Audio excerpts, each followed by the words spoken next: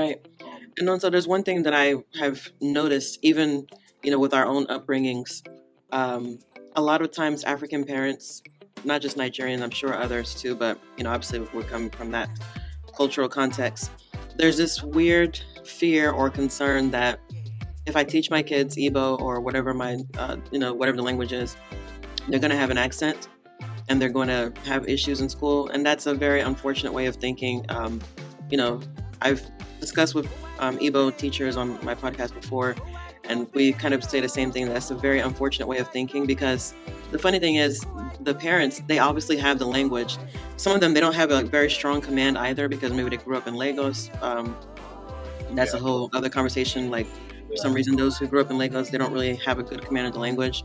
So, of course, it's worse when they don't have a strong command of the language and they come here and have kids, and then they don't teach the kids the language because of whatever their reasons may be. Yeah. So it's a really deep concern, and I always think about like the future, because if we don't have a strong command of the language now, how can we pass it on? But That's very true. It's hard. I know. I always try to put myself in my parents' shoes mm, with westernization and colonization. It's just right, that a new paradigm, a new way of operating, and to now associate, I guess, everything that you're seeing, Western America, all that stuff, with affluence, and then you literally see everything around you begin to deteriorate. So you associate that with something that's bad. And like you said, we can kind of go into politics and all the other stuff. I don't know into that, but there was a reason for that. But it's unfortunate, and I think our parents in their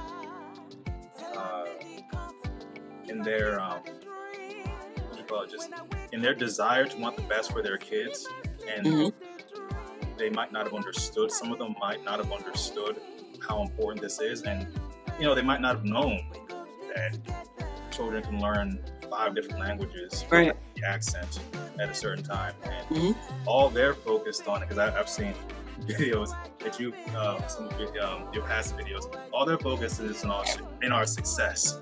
right, It's like by any means necessary. Like that's why they don't want anything to get into the way. They didn't struggle in Nigeria to come over here, something like an accent to be the one thing that's not spoken. See, you know what I mean? A certain language around you. I mean, my dad said he wasn't going to speak. He wasn't going to. That was actually his.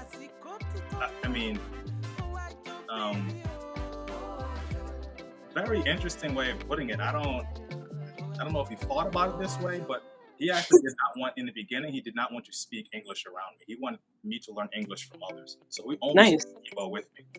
And I don't know if he had that foresight, but I think it was more so him wanting to keep me in the culture. Me learning English, he just knew I would do that just naturally.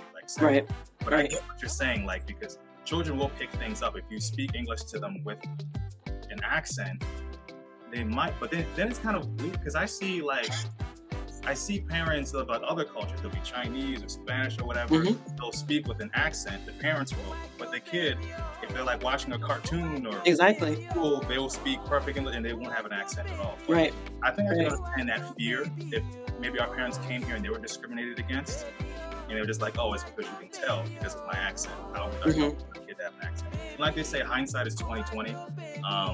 We could all look back now and say like, wow, but they know.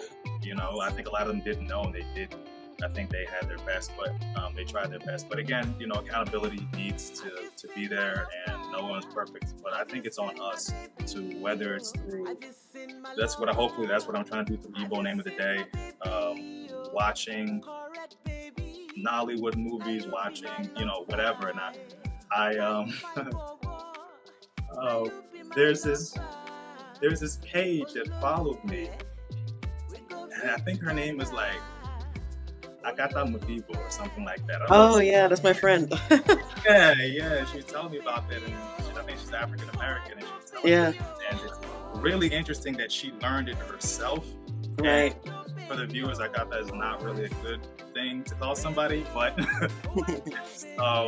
basically she's saying that she's learning Igbo, but it's really interesting and funny how she kind of like turned an insult into Something Right. like, I'm going to connect to my culture. I'm not going to just be this this person who is lost. I refuse Right.